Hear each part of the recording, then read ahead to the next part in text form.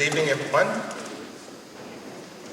Thank you for taking time out of your schedule, many of you your busy schedules, to attend this important town hall meeting.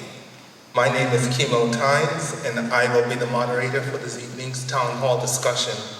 This evening is a continued conversation that started on the 26th of February when the Premier delivered his State of the State address, outlining the government's priorities and its agenda going forward.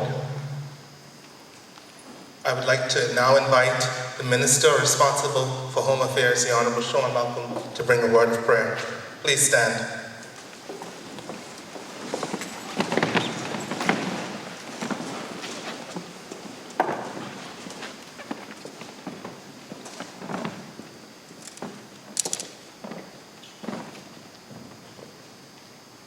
Let us pray. Lead us, Heavenly Father, lead us. All of the world temptations see.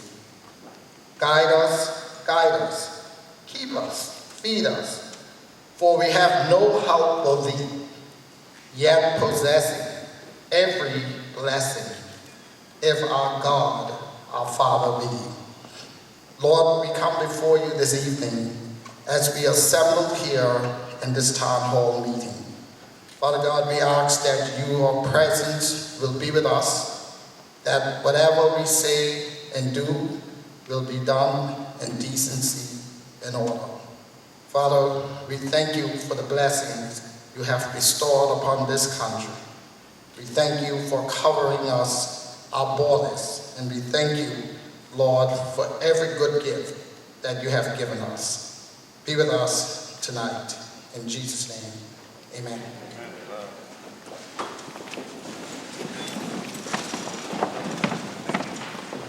Thank you very much, Honorable Malcolm. And before we get started, I would like to set some housekeeping rules that everyone, I hope, will be able to abide by. For those persons who are videotaping and live streaming, please be mindful of your movements. There are persons here on shore who would not like to be recorded, who we are intentionally not recording because they would like their privacy. So please be mindful of that. I'm also asking all of the persons who lined up before the microphone at the front here to please you're asked to ask one question and one follow-up question. We recognize that the issues that the government is here to discuss tonight are important to this nation, but we would like to get everyone a fair opportunity to put their question to the government and to the ministers directly with one follow-up question. I hope that is clear. I would also like to ask the public to please be respectful. It is your civic duty to hold your government accountable to do so, but please do so being respectful of the positions the people sitting at the head table hold. Tonight, the government will speak about a number of issues, particularly relating to the Treatment Abroad program, the establishment of the Turks and Caicos Mortgage Corporation, the development of the National Credit Union, the airport redevelopment and modernization, the public consultation on the business licensing bill, and other priority national development issues. I have the distinct honor and pleasure of now introducing the Premier of the Turks and Caicos Islands, the Honorable Charles Washington Misick, for his presentation. Good evening, over to you, Premier.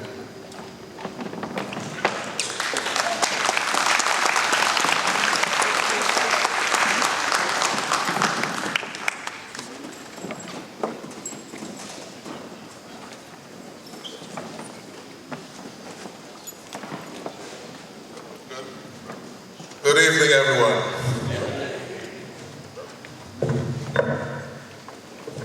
You may be seated. Thank you. So, thank you very much for coming. I would like to recognize my cabinet colleagues at the head table and distinguished ladies and gentlemen in the audience. Thank you very much for taking the time to join us tonight. I truly appreciate the presence here. There's no point having a town hall meeting if no one is to show up. And your presence here tonight is important, and it tells me that you're interested in what's happening in the Turks and Caicos. Not often we have town hall meetings, and not often we have good attendance. So tonight I'm especially happy to see so many people out. But just recently, during the State of the State address, we spoke about several issues that matter deeply to the people of our country. And some of those issues I will touch on tonight.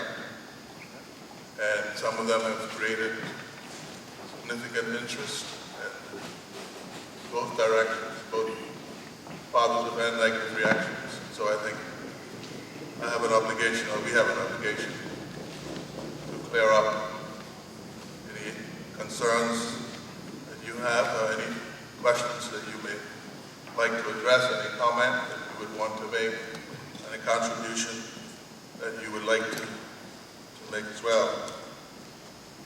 So tonight it's an interactive meeting. I can't presume that I know everything you want to hear. So I'm not here to address you and make assumptions about why you're here in any detailed way. But I know that you would be concerned with issues such as healthcare, infrastructure, housing, business license fees. Those are not just policy topics. They are real concerns that affect families, workers, entrepreneurs, and communities across our nation every single day. And so tonight is about continuing that conversation. See, government cannot operate in isolation.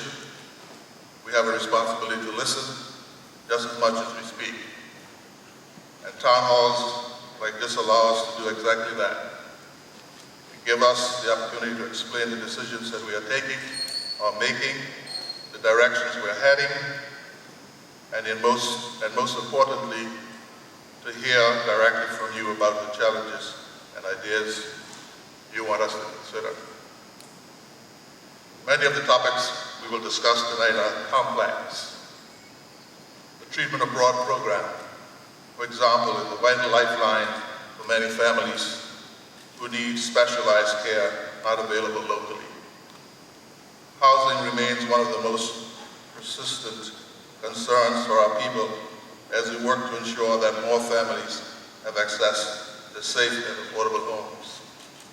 And when we talk about business license fees, we are also talking about how we build a strong economy, one that supports entrepreneurs while ensuring fairness and sustainability. There are not simple issues. These are not simple issues, and they do not have simple solutions. But what I can assure you is that the government is committed to addressing them thoughtfully, responsibly, and transparently. The policy of the government, central policy of the government is inclusivity. Inclusive growth must not only be talked about, it must be seen and it must be felt. And if we're going to create a synergistic society, then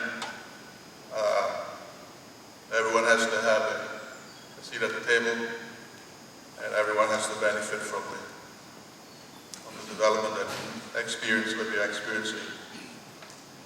And we can't just deal with what is the status quo today, but we have to look at what we want the future to be, or to look like. And so tonight is not a lecture, it's a dialogue. We want to hear your questions, as I said earlier, your concerns and your ideas, because the truth is that the best solutions often come when government and the public engage openly and honestly with one another. Policy can arise, the top power can arise from the populace. And so I I want to thank you again for being here, and I look forward to a productive and meaningful discussion tonight. Thank you again, and let's continue the conversation.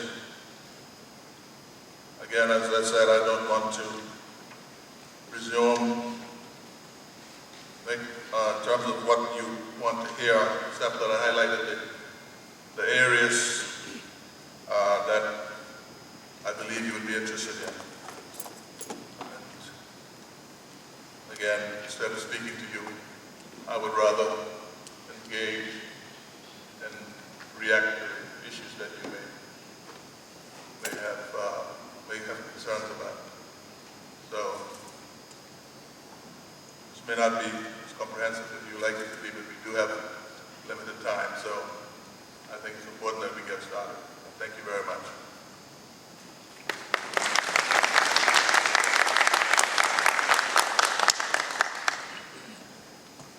Thank you.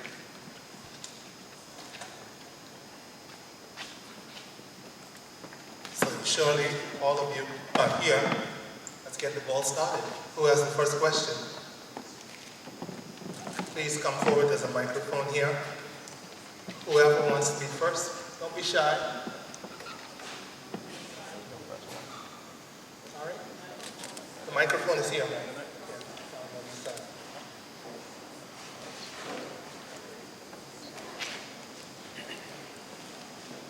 Can we put this microphone more in the center? Yeah, more in the center.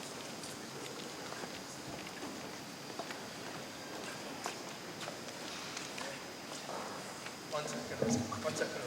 Yeah, bring it more in the center so people can hear.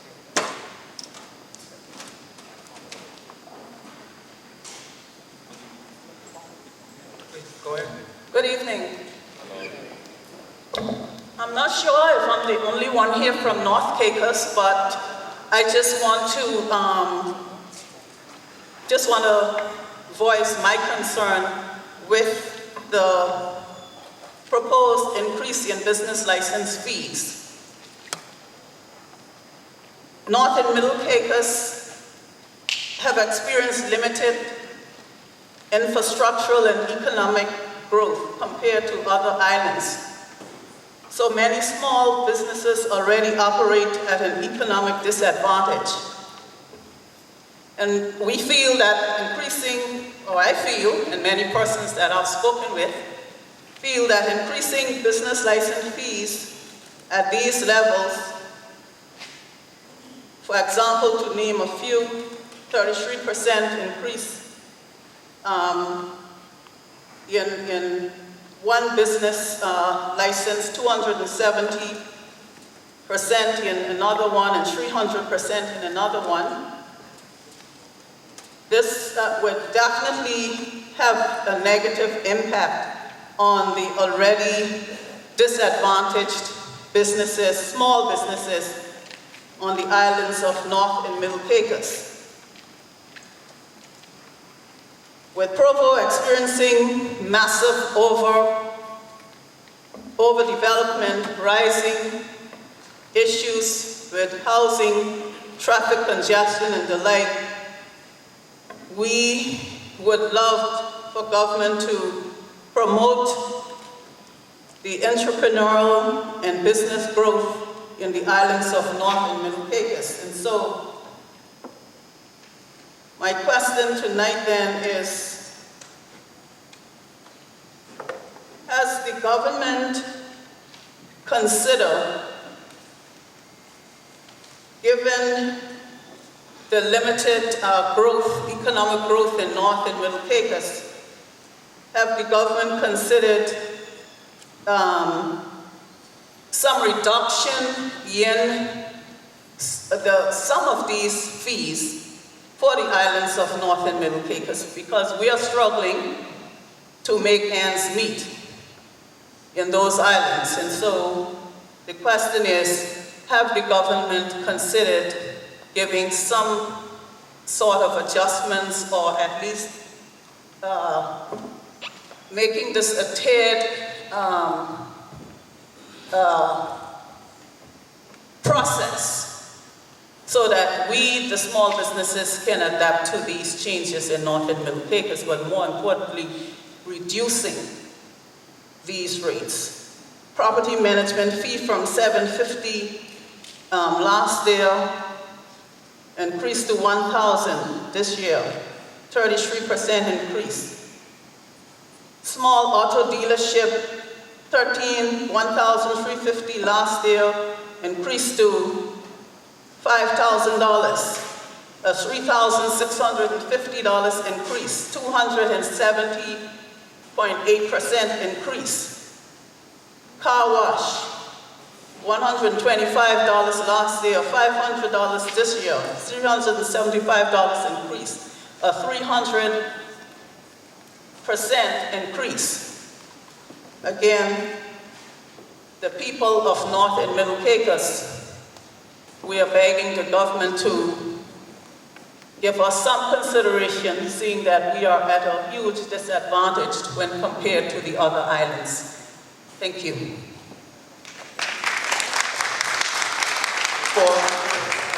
Before we go any further, and before I allow the ministers to respond, please forgive me for not establishing protocol. From my immediate right, the Minister responsible for Public Safety and Utilities, the Honorable Otis Morris.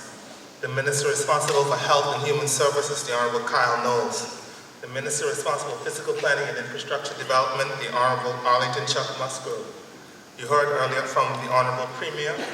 Seated beside him is the Minister responsible for Immigration and Border Services and Deputy Premier, the Honorable Jamel Robinson. Beside him is the Minister responsible for Home Affairs, the Honorable Sean Malcolm. Minister responsible for Education, Youth, Sports, and Library Services, including Culture, the Honorable Rachel Taylor. Minister responsible for Innovation, including Energy, the Honorable E.J. Sanders. Minister responsible for Tourism, Agriculture, and the DECR, the Honorable Shivago Jolly. Ladies and gentlemen, this is your locally elected members of Cabinet. Please ask them questions pertaining to their remit. I would invite you to do so. Now over to the head table to respond to the question. Please. Thank you very much, Judy. All right, Rosemary, you can call me Ariel. But thanks very much, Rosemary, for your question. Let me start by saying that making a general reply to the rationale in increasing business licensing fees. Hardly, some of these are anchored in policies, and some are anchored in just the fact that there hasn't been an increase in the business licensing fee since 2015. So some of these, for example, car dealership, right, is meant to, everybody in this country now is a car dealer. And we complain about the congestion on the roads in Blue Hills. Some of what we're seeing is in relationship to policy decisions or policy directions, and some is a response to just economic reality. The current business license fee schedule has not undergone a comprehensive review since 2015, 10 years ago. 11 actually. Over the past decade, significant changes have occurred in the domestic and global economic environment, including inflationary pressures, evolving business models, and the emergence of new commercial activities. In recognition of these developments, the business license framework has been reviewed to ensure that the fee structure more accurately reflects current economic realities and the range of activities operating within the economy. And as I said, some of these are policies. It's not all about this economy. As part of this review, the number of business license category has expanded substantially. And when I was at the podium, I spoke to the need for inclusivity, inclusive growth. And the balance that does require the ability to reserve for exclusive space for status Turks and Caicos Islanders. And there's a constitutional basis for that. Previously, the schedule included approximately 60 categories of licenses activities. This was changed, I think, sometime between 2012 and 2016, but the updated framework now recognizes some 300 plus categories, representing the additional 240 plus new classifications. This expansion provides a more precise alignment between business activities and licensing requirements, ensuring that businesses are categorized appropriately based on the nature and scale of their operations. A comprehensive comparison with regional counterparts also highlights the need for adjustments. Business licenses fee in the TCI remains significantly lower than those in comparable jurisdictions, including our overseas territories, sister territories. The Cayman Islands government, despite the proposed adjustments, the TCI, sorry, going a little too fast here. Despite the proposed adjustments, the Turks and Caicos Islands government fee structure will continue to remain competitive within the region. Importantly, and this is very important, the Turks and Caicos Islands does not operate a system of direct taxation such as value-added tax, goods and services tax, or corporate income tax. As a result, business licenses fees represent one of the primary mechanisms through which the government captures revenue from commercial activity. Updating the fee schedule, therefore, provides a targeted approach to ensuring that businesses operating within the economy contribute fairly to public revenue, particularly those entities that may currently contribute relatively little under the existing structure. When reviewed in comparison to jurisdictions that rely on direct and indirect taxation systems such as VAT and GST, personal income or corporation tax, the proposed adjustment to business license fees remain less onerous on businesses and taxpayers, rather than imposing broad-based taxes on income, consumption, or profits. The revised licensing framework remains the territory's competitive tax environment while strengthening the fairness and sustainability of government revenue. Overall, the revision of the business licensing fee schedule modernizes the licensing framework, aligns it with current economic conditions, and ensures a more equitable contribution from businesses operating within the TCI economy. So in the interest of transparency and to facilitate informed public participation, the proposed fee schedule has been published on the government's official website and across its social media platforms. In addition, a series of close consultations with industry stakeholders are scheduled to take place over the course of the next 2 weeks.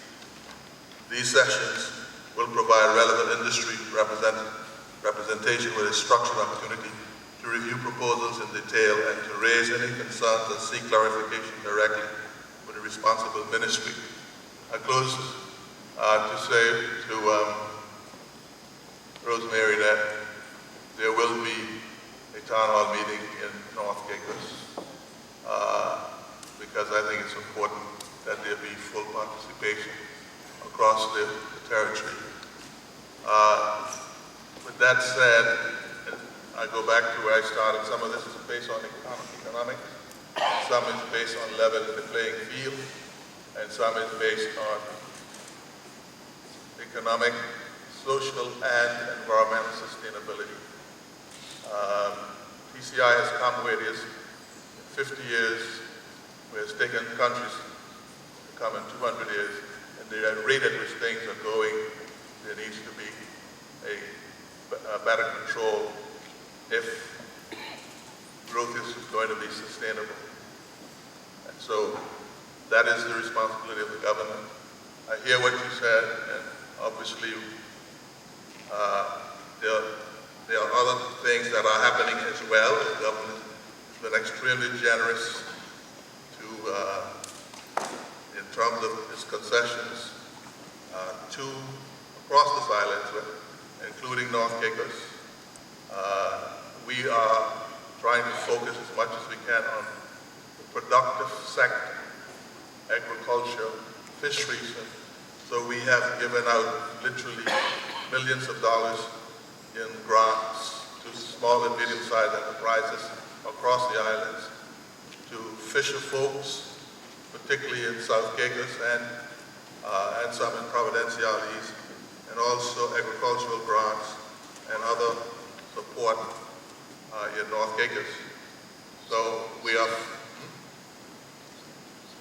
are fully cognizant of the need to be practitioners on take our own policy serious by making sure we create a level playing field for inclusive growth. There are reductions on stamp duties for Turks and Caicos Islanders. There are reductions on import duties as well. First home buyers, there's a whole list of concessions. So at the end of the day, as this economy becomes more mature, the cost of running it is going to increase. Complaints about road systems, complaints about service delivery, all of these are issues that are relevant, real, and that we have to address.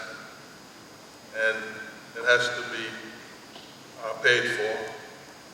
And I would like to appeal to those persons who see the government differently to realize that at the end of the day, if we are going to have a sustainable economy and a good standard of living, then it means the infrastructure and the other social services has to be paid for, and it has to be paid for by making sure that everyone pays their share. So I'll stop there. Good evening. Yeah, good evening, Premier. Good evening, audience. Ms. Rosemary, I agree with you, too. All right, because I'm originally from South Caicos, and I think that the fee structure is badly needed in Provo, so I'll congratulate the government on that, and also there are categories there that really needed to be adjusted and changed. So I would say what you're doing on the island of Providenciales as far as your fee structure and business is welcome, but I feel like to encourage the locals to invest more in the outer islands, and maybe some people will move other Provos if you can avoid some of this traffic jam, would be wise to look into more the fee structure for the sister islands or the other sister islands and our capital to encourage more business. My question goes to my good friend, the Minister of Infrastructure. Minister of Infrastructure, I publicly would like to ask, how long will it take for us to start to see some roadworks? Okay, Providenciales is out of state now. If you, whether you're coming out of Blue Hills or out of Long Bay, you need an hour in the morning. And I think that the government can expand the roadways, especially coming out of Blue Hills and out of Long Bay, without disturbing the traffic, just by putting cones and doing some road work on the side, the road, in the meantime. But currently, something definitely has to be done. Your government, Honorable Misick, seems to be a government of action. You understand? I kind of like that, but we want some action and infrastructure. All right, the airport, I really don't have a big problem because I've been in Puerto Rico. The people on top of each other in the airport in Puerto Rico, which is a bigger destination. But the roadworks in Providenciales really needs attention. And the people of the country, I think we deserve a date when we will see general roadworks. I think the last time we had roadworks, I think Honorable Robinson, he put a piece of road between Susie Tyne and Scotiabank. All right? you forget to put a roundabout by Scotiabank. All right, so roundabout is badly needed there. But with the infrastructural development now, I think that the country, our people, are waiting for a date. And why we want a date, Honorable Musgrove, Cabinet, is because we want to hold you to that date. If you come and tell me it's going to start in September, I want to see some work in September. I don't want to go by the old adage. The old adage is, when you see color, election ain't far. All right? I don't think that your government is the election ain't far government. I compliment you on being strong, but we need a date as to when we will see some road works on the main roads first, like Millennium Highway, and especially on Long Bay and the highway could fall in. All right?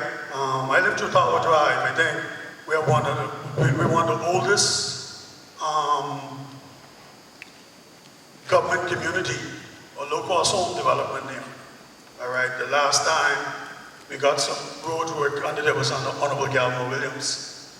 You know, it'd be selfish of me not to ask for road works there. I know I spoke to you about it, sir, but it's public, all right, and I don't just want it to be personal, all right, I want publicly, okay, you say it's the new sheriff. New sheriff, I'm asking for a date or a time frame as to when we will see some road works in Blue Hills and all the way in Long Bay.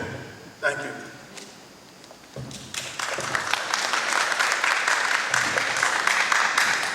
Thank you, Skipper.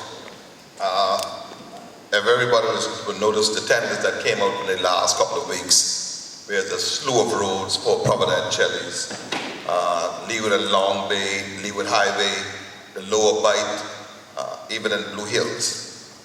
There's also consultation out for the Leeward Highway and some parts of Leeward Highway for the parallel roads coming up from the roundabout by Dewar Center straight up to Venetian Road at the moment. Those tenders, Skip, will be closed on the 23rd. So persons who are still interested in bidding, you have enough time to put all the tenders in. As for the secondary road coming out of Blue Hills, you know the tender was out, that failed. We are expecting that to go out again in the new budget year for the 4-way lane and for the road coming to the back of Dockyard.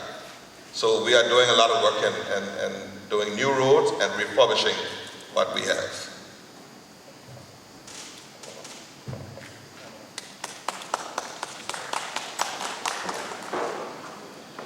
Good evening, Honorable Premier and your Member of Parliament, and good evening to everyone here. So, Honorable Premier, I would like to commend you, first of all, on when it comes to the concessions of development in Providenciales. Job well done. I think that should have been done 2-3 years ago, but nonetheless, it's done. I hope it's not a broadband one cap fit all for the sister islands. I trust that I know you will encourage the sister islands for development. So therefore, I believe the public believe that concessions should be given for development in the sister islands, particularly Grand Turk and North Caicos. So Mr. Speaker, but Mr. Honorable Premier, rather, your government boasts of a progressive government, and we're seeing progress. But we're not seeing more of a decisive type of progress, all right? Particularly when it comes to the airport project and the housing project. Great launch, great excitement, and we pull back. And to touch on the Norman Hamilton International Airport, if we look within the region in regards to tourism, is moving aggressively. Tourism is a new commodity. It's a new stock of the Caribbean, not oil. So we can no longer boost like how we could have before saying that Turks and Caicos is the envy of the Caribbean. We are not the envy no more. There's great competition in the Caribbean. If you look at Bermuda, you'll observe that Bermuda spent $14 million on their airport. That opened already. Dominica is opening their airport in 2027, and they boast some $100 million on that project. If you look at Dominica Nevis, I'll end at Nevis. Nevis is ongoing, a $30 million project. So Norman Hamilton International, Howard, my apologies, his son is Norman. Howard Hamilton International Airport. There's no strange, complex situation to any of the airports in the Caribbean. No lining, or prone to water flooding. It's nothing new. Studies are being done. We can adapt these studies within our sister island, within our sister Caribbean nations, and have it here. And we had proposed to spend $450 million on the international airport program. So we just want to know, rather, I'm sure the public want to know, what is the intention for the airport? When are we going to start? We don't have much time. I know I believe your government have 3 more years in power, I believe. That's not much time for a project of that magnitude. So if there could be any clarification from the Premier himself or the Minister for Infrastructure, for some clarity. Thank you. Thank you. Thank you very much. Let me start off with a correction for Bermuda Airport. And it's very important for us to look at this aspect of it. You mentioned 14 million, Bermuda Airport is 400 million. $400 million airport in Bermuda, yeah, more than that, right? 400 million plus. And the airport is closed. The airport probably occupy about 5–10% of that airport. So let's look at the terminal building. Let's look at our neighbor to the north of us, the Nassau Cylinder International Airport.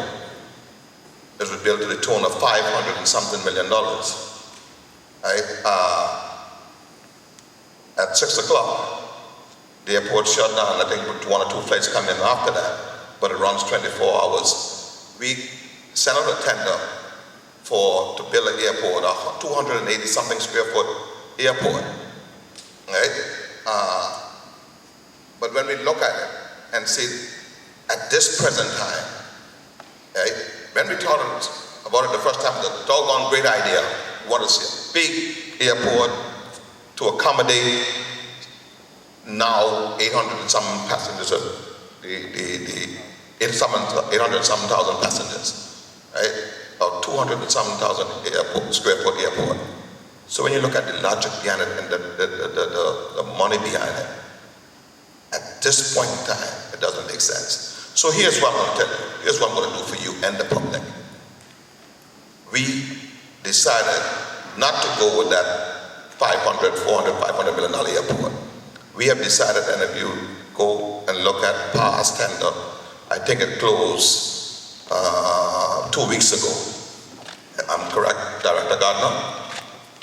About 2 weeks ago, for a design consultant, we're going to build a 40,000 square foot arrival terminal building here in Providenciales. Okay? That is going to start definitely this year. Yeah, that's phase 1 of it.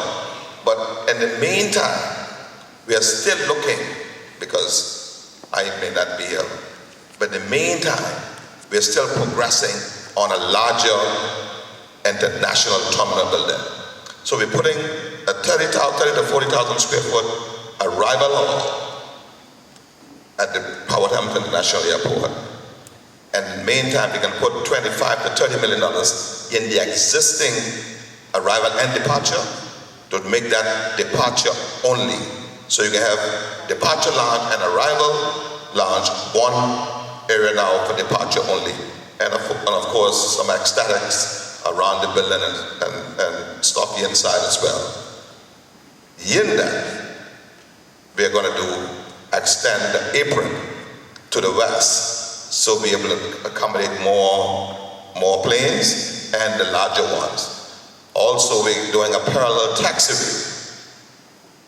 That is an extend the airport 1,000 feet to the west, I think it is. And once those every plane except for British Airways will be able to turn off as soon as they touch down. So that is some of the progress we get with Providenciales. And I can expand on the rest of the airport because I know people who wants to know that as well. For Grand Turk Airport, we're investing and putting some more work in the terminal building, extending it, the RISA part of it. In South Caicos Airport, it's apparently a new terminal building. We're getting ready to do the parking lot. The first bit failed. We are doing some remedial works now with a pathway going to the traffic area while we do the new budget for the parking area. And of course, in North Caicos Airport, there's a tender out now for the runway, and probably the next 2-3 months will go for the terminal building. So again, we want to thank the public for their patience, but we are getting there, right? And hopefully by the end of next season, you will have a 30,000 square foot, 30 to 40,000 square foot arrival hall.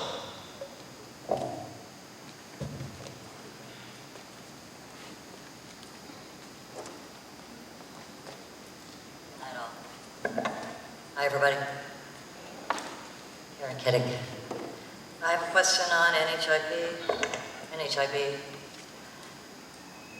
Please clarify coverage for spousals and PRCs. If it has been done, just tell me where to go. From what I understand, it seems to be a question of the day as to work permits versus belongers, BOTC. But the PRC and the spousal residents don't seem to be identified. Has that been done? And forgive me if that has been clarified.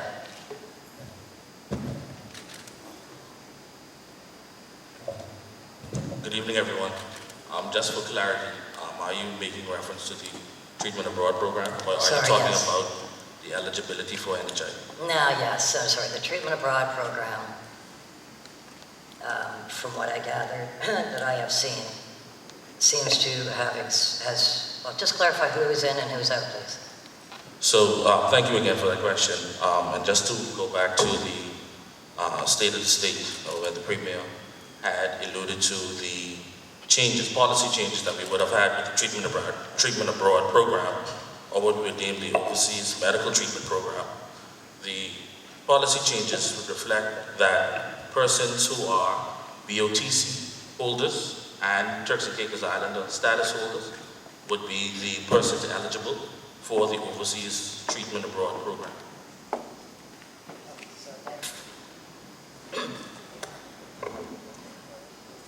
So to clarify, that means that partners of belongers are not eligible. So if a person's spouse gets something wicked, they will still need to require additional care like every other status. Is that correct? So are you trying to get to the point where you clearly identify? Okay, so from what I understand, a PRC is a different status, and a spousal residency status is different than a belonger or a BOTC. Yeah, to the passport holder. Okay. Let me go right straight to the point, because there's a lot of confusion around the treatment abroad program, and I believe there's a lot of mischief as well around it. Treatment abroad program existed long before there was an InterHealth Canada, right?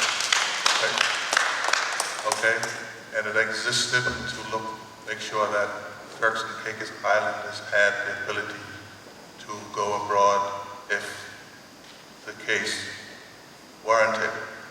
InterHealth Canada, or the 2 hospitals, were built as secondary care hospitals, right? And treatment abroad program is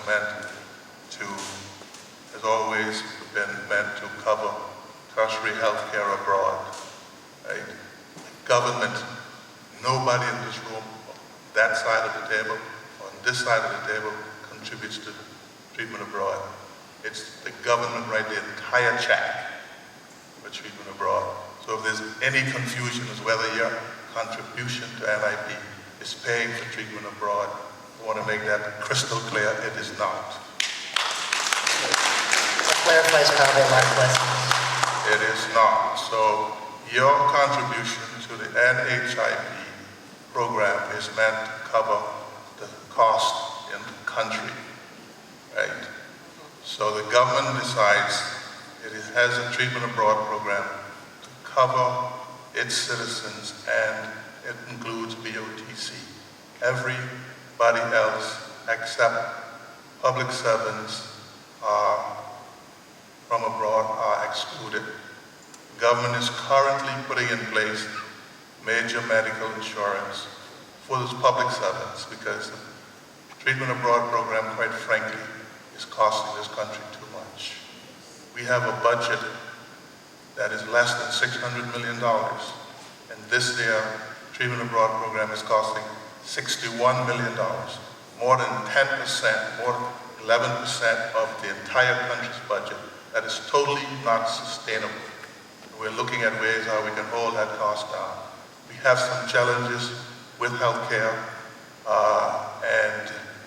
and we believe that people are going abroad who shouldn't be going abroad, right? So our focus is on trying to upgrade the healthcare system here. We have a long-term plan well, not a long-term plan, but a middle-term plan to expand the hospital to ensure that it has an ICU, because that is one of the contributing factors to people having to be medevac. We have an HDU, high dependency unit. We don't have an ICU. We are going to have to go to the capital market to borrow money, basically to improve healthcare on the island, right? For it to be sustainable and of good quality. Also, we have a growing cadre of local medical professionals that we need to support and need to ensure that they have the ability to improve their own skills, right? And so we intend to do everything we can to improve healthcare system in the country, to try to create centers of excellence in some capacity, in some areas. Okay? So the treatment abroad program will continue, I think, for the next 3 months. Next 3 months, then, because people need time to adjust. To employees, individuals, I suggest that you look at providing for your employees and yourselves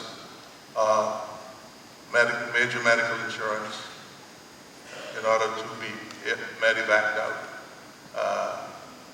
To provide treatment abroad for this entire population is ridiculous. It can't happen. It's not sustainable. Right? It would mean we have to starve schools, and we wouldn't be able to support the infrastructure that you're calling for. It's just not possible, and it just can't happen. That's the reality. And so that is the reality. So if you are a longer or a PRC holder, a BOTC, and your contribution covers your spouse, then your spouse is covered.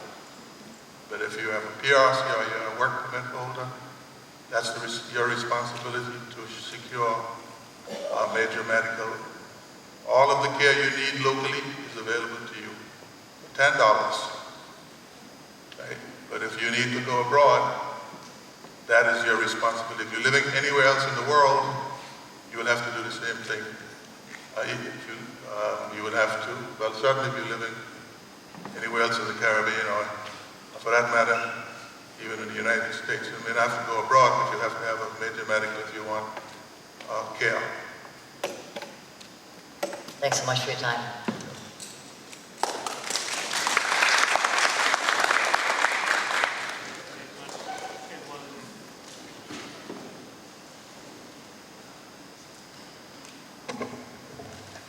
Hi.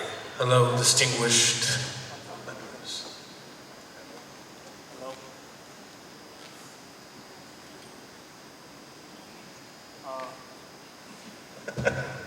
Sorry. It was remiss of me earlier when I was establishing protocol not to acknowledge the presence of the Honorable Sharon Simons, All-Island elected member, and the Honorable Billy, also All-Island elected member, who have joined us this evening. Welcome. Sir, please go ahead. Cool. Afternoon, everyone. My question is, so what are you guys doing to improve waste management and disposal in the Turks and Caicos? And what I'm referring to when I say waste isn't that in general waste, like trash, corpses and bodies, derelict vehicles, bio-waste. Because with all this new development, like, were those factored into your current plans? And if so, how were they factored in? Thank you for that question. As everyone would know, I told everyone by the time I finish with politics, I'll probably be an environmentalist dealing with solid waste so much. But I think it's clear, or I should say that we do have the incinerator that has been long awaited on island. There's currently a tender out for the installation of it. There's also a crematorium that's currently installed. And the only reason we haven't gotten to cremation as yet is because there's no policy to guide it.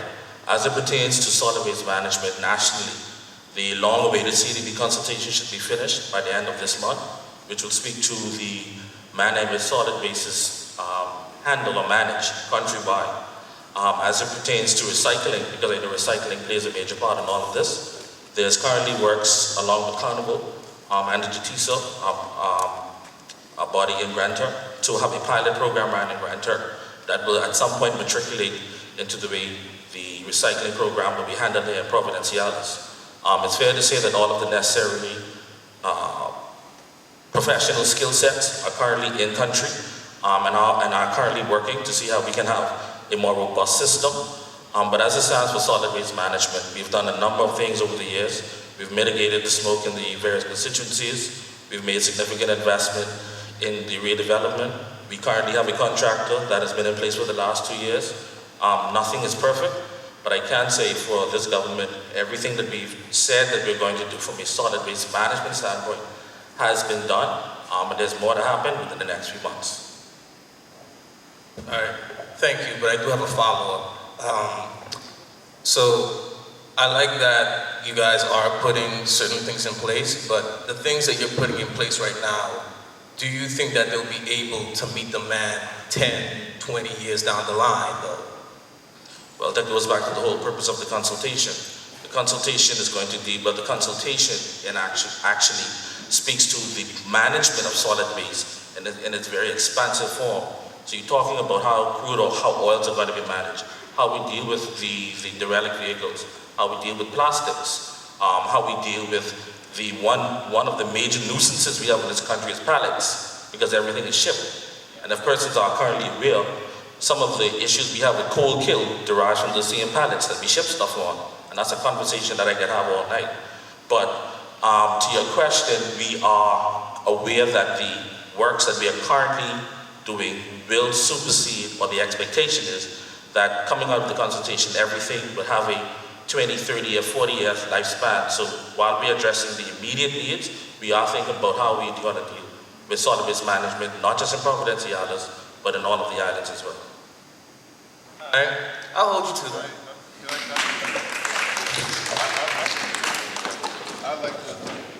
I'd like to make a contribution to that conversation and an appeal, right? Because there are people who represent developers in this room, and I've gone to the dump, and I've seen stuff that shouldn't be there, that should be the responsibility of business. to probably re-export. So we're gonna get really, really tough on waste, really, really tough. So I'm just saying, the public is warned. The derelict vehicles, we're gonna get rid of, right? And part of what you're seeing now about taking, as soon as we have a proper public transportation system in place, the rules relating to importing second-hand vehicles is going to get even tougher. This is a small country, right? And I think people need to take responsibility. I see families with 6 people have 12 vehicles. That is not sustainable. And, you know, so we're going to get really tough about the environment, right? Just be careful where you ask for.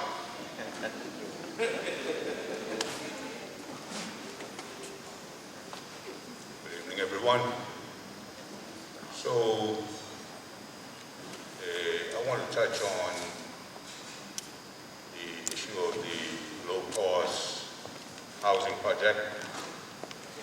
So, I'm a local contractor, and I was a bit embarrassed the other day when I heard that none of the 9 people that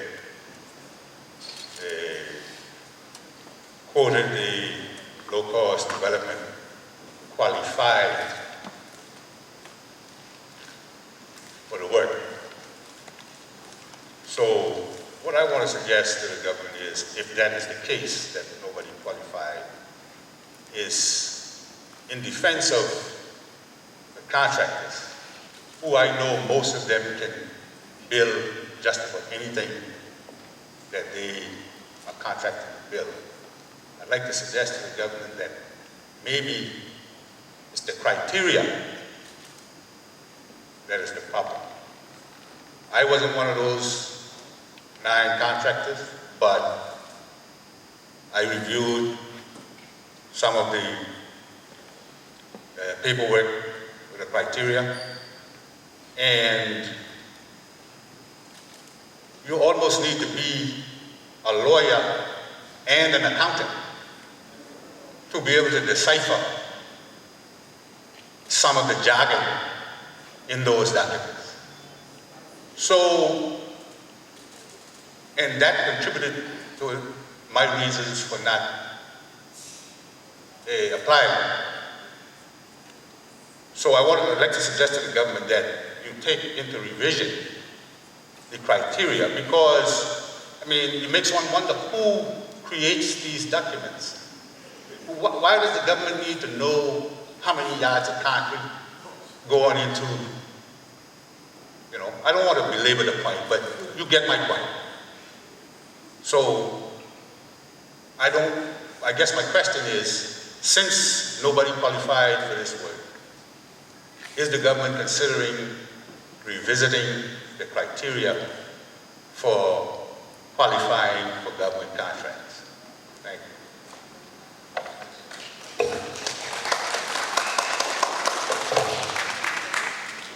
Thank you. There's a saying that the road is paved with good intention. Sometimes it leads to hell. But, Ms. Howard, you stress on a few points that gave us concern as well. But here's what we're doing. We are throwing that out of the ball. We are starting making a quick turnaround, right? And local contractors, local developers will be happy to know that within a few weeks we'll be doing this and resending it out. So persons like you and Brother Phil and them will understand and be able to comply with some of the criteria for the affordable homes. We are working with the land division at the moment, and so we'll be putting out a simplified, more document within a couple of weeks. Good evening. The Premier want to follow up. I think if you would excuse me, Brother Edward, excuse me, because I believe the housing issue is so important that it needs to be spoken to in a little bit more broader context. Okay? First of all, don't ever use the word low-cost housing. I prefer the word affordable because affordability is fluid. Affordability at your price point may not be affordable at someone else's price point, but we are focused on affordability, affordable homes at different price points, and also social housing.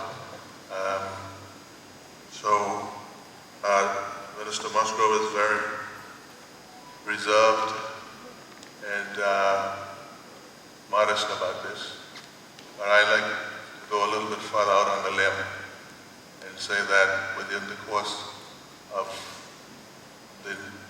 certainly within the course of the next 6 months, we will be working on 2 pilot projects in 2 different areas of Providenciales at 2 different price points to deliver affordable homes.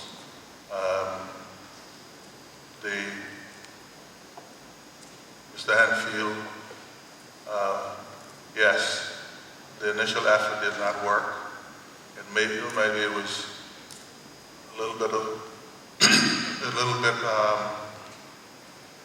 the criteria was probably a little bit too stiff, and so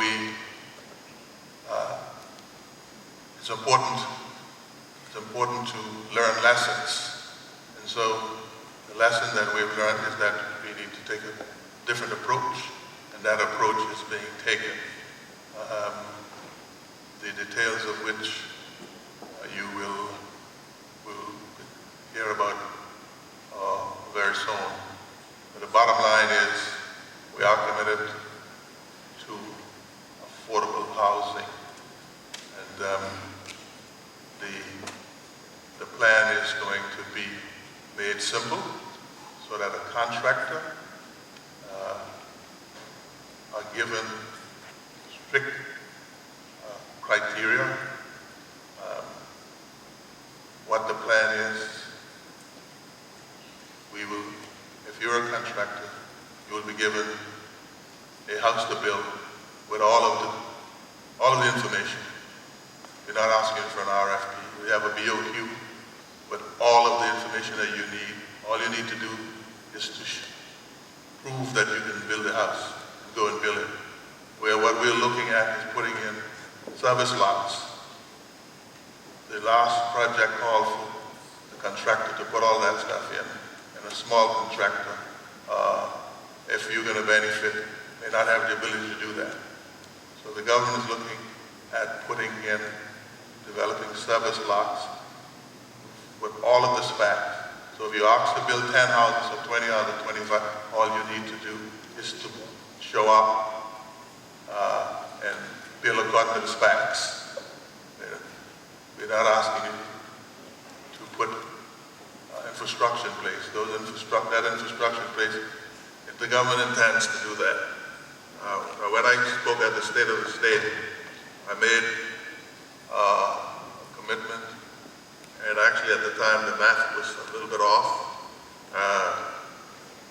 In this document here, we pledged to deliver 600 houses a year. Now, all of those will not be delivered by the government.